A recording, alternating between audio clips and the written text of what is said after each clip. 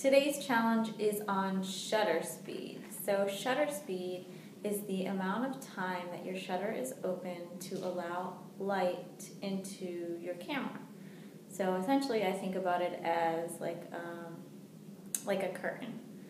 So when you have a very slow shutter speed, your shutter is open for a very long amount of time, so allowing a lot of light in, which is going to make your picture brighter.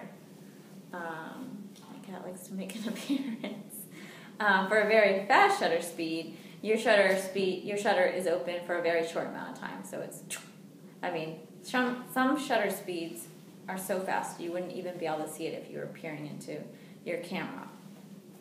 So the thing about shutter speed is that you will use it to either show motion in your photo or to slow the motion in your photo.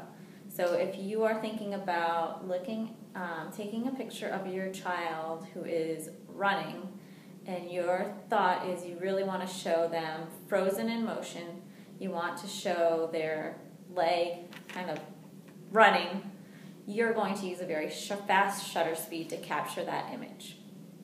And then on the opposite side, if you want to show the motion of your child running, you're going to want to use a very slow shutter speed. And we'll talk more about numbers in a second. I just wanted to show you on the camera what shutter speed looks like. So you're always controlling the shutter speed from the back dial. And then the number right here is the shutter speeds. So shutter speeds are shown on your camera in whole numbers, when actually they are fractions of a second. So 1/500 would be that shutter speed. When you have slower shutter speeds, they are shown with, I call it a quotation.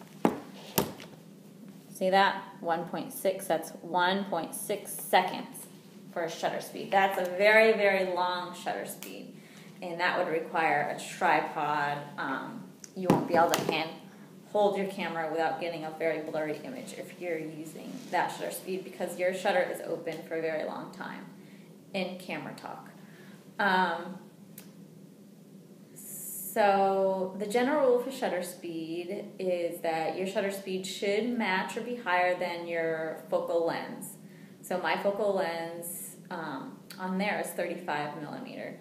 However, a shutter speed at 1/35 is going to be way too slow, and my picture is going to be blurry. Anything below a 60th of a second, which is 1/60, is going to require a tripod or holding your camera. Another general rule of thumb is that you will want to use a shutter speed of 125 seconds, 1/125. Sorry, I'm tired.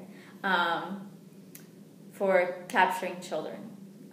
And some people will even say 1/250. It just depends on the motion of your child at that given time. And so basically shutter speed is used creatively for long exposures, writing with light, writing with sparklers. That's a very slow shutter speed, also called bulb exposure. That's something that's really fun to do. Night photography, like on the highway, when you see those photos with the lights, that's a long shutter speed.